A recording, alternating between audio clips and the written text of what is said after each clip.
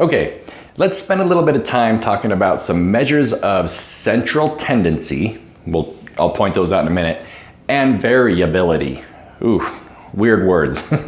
These things are going to be very important when we start actually really analyzing the data that we see in the different graphs we've made, the different plots we're going to make, and start answering questions about what's going on here, okay?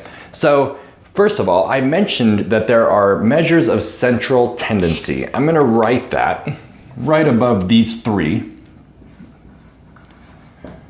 Central tendency.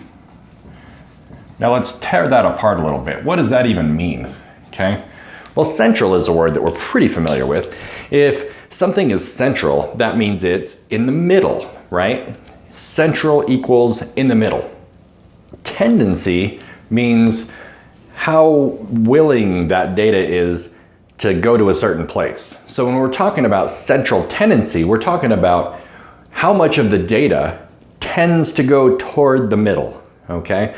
And we can analyze that kind of thing by talking about mean, median, and mode. All right, I'll take each one of these in turn in just a second. This one down here all by itself is range, and this one is actually a measure of variability. So what does variability mean?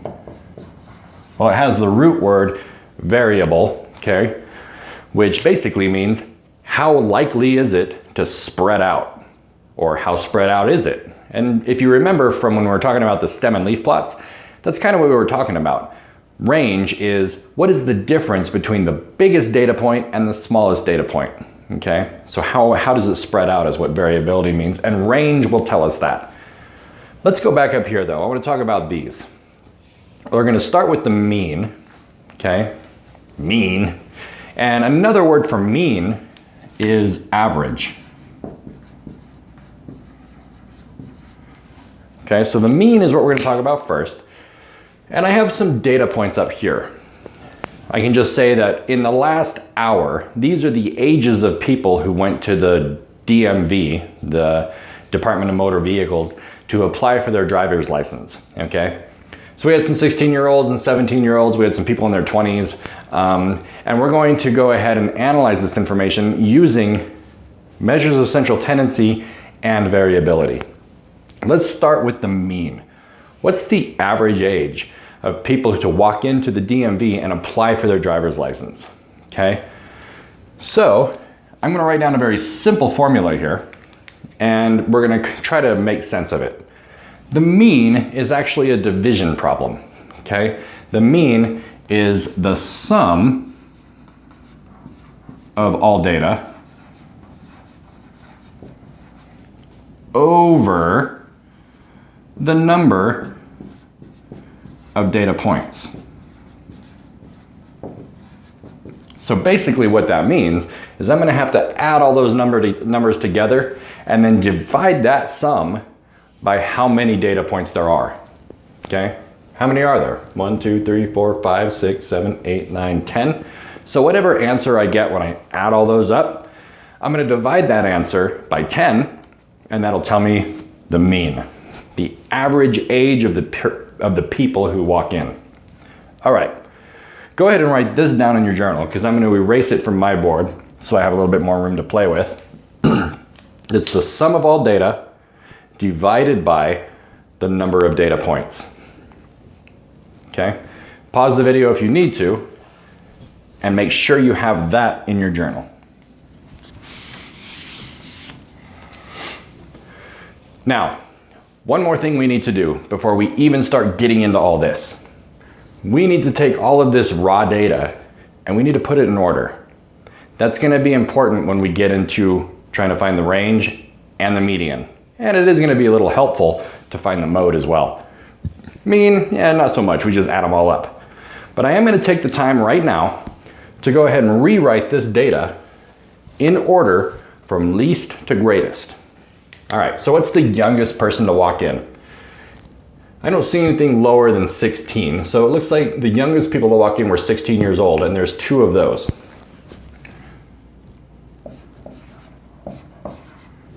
In order to stay organized, I'm going to try to write numbers right underneath each other, and then I'm going to cross them out as I use them.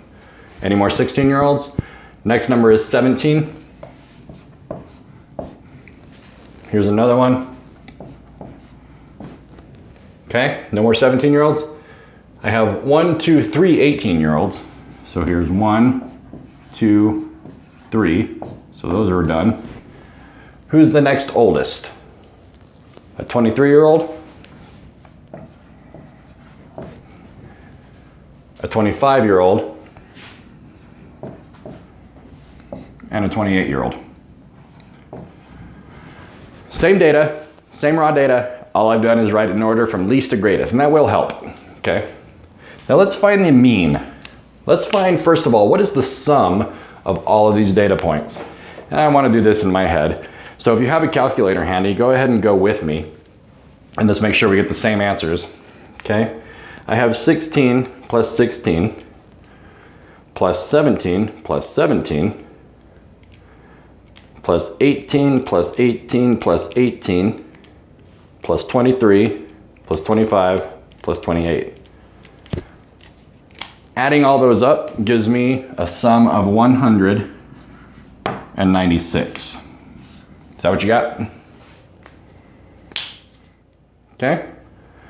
Now, the second part of that formula, if you remember in your journal, is to divide by the number of data points. And we already counted those. We had 10, right?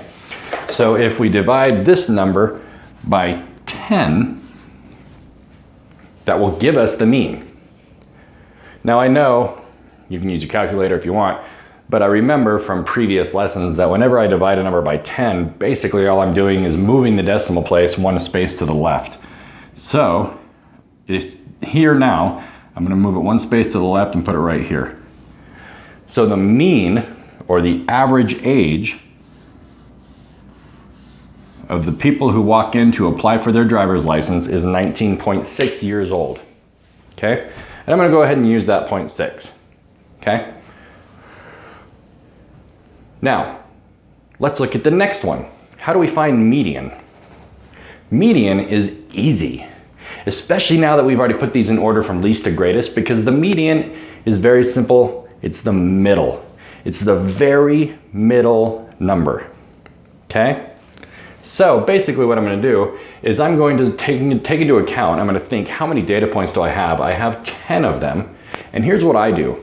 I don't even mess around with all the weird calculations because it's too easy to get caught up. Here's what I do if I have a decent data size. I put my finger on the last number, I put my finger on the first number, and I, at the same time, move in.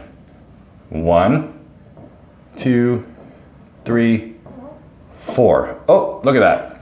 I have 2 middle numbers. Interesting. If I had just one number, if I moved my fingers in and they landed on just one number, that would be my median. And I'll show you an example of that in a little bit.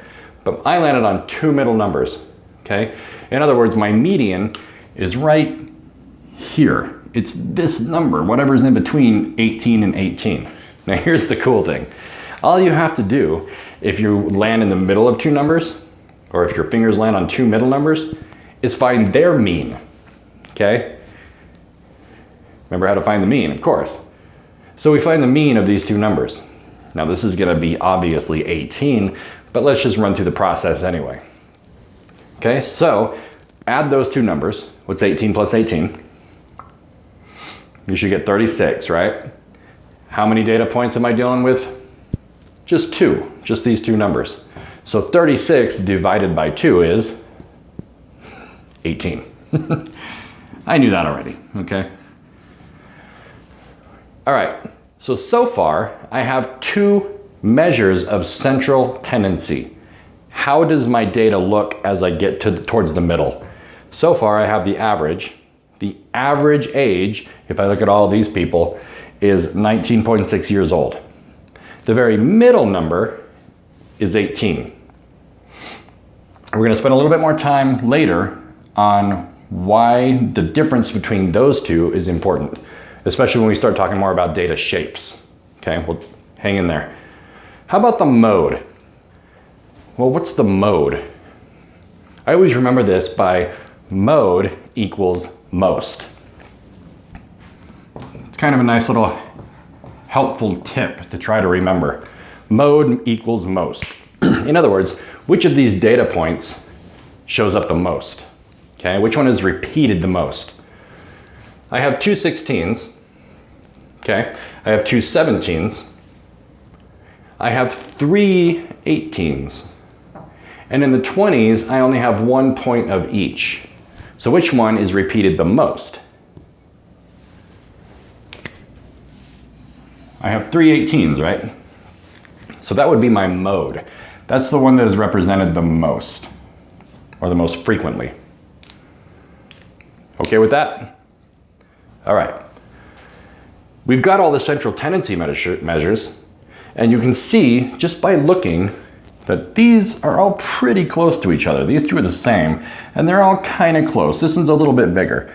And again, like I said, in a further lesson, keep this in mind, because in a further lesson we call data shapes or shapes of data, we're going to talk about why these are different and what that means, okay? But for now, just kind of keep that in mind. This lesson is really just how do we find these things. We'll talk about what to do with it later. Variability means how much does it spread out, okay? So we're looking for the difference between the biggest data point and the smallest data point. Range is just a subtraction problem. It's biggest minus smallest, okay? 28 minus 16 is 12. So the range for this data is 12 years. And all that really means is of all these people that showed up to the DMV to get their licenses, there was a 12-year difference between the oldest and the youngest, okay? All of the data fits somewhere within those 12 years, in between here and here. Good to go on that one? Subtraction problem, division problem. This one is just counting inwards to find the middle, okay? I'm gonna write that here just so it's a nice little reminder. We're looking for the very middle with the median. And then the mode, we're looking for the one that's most represented, the one that's most frequently showing up in our data set, all right? So, that was a lesson on how to find these things, and boy, there's a lot of practice underneath this. I'm not gonna do an exercise with you on this one, but if you look underneath this video, you're gonna find tons of practice. You're gonna find individuals. So if you know you need more practice with the mean, try that. If you know you need more practice with any of these individually, there's individual practice. But if you think you're ready to go ahead and just try to find all 4 of them for data sets, that's under there too. Finally, underneath all of those at the bottom, you'll see some word problems. Give those a shot as well. When you feel pretty comfortable with these, then I think we're gonna be pretty well ready to talk about box plots. And those are awesome. I love box plots. I'll see you in a bit.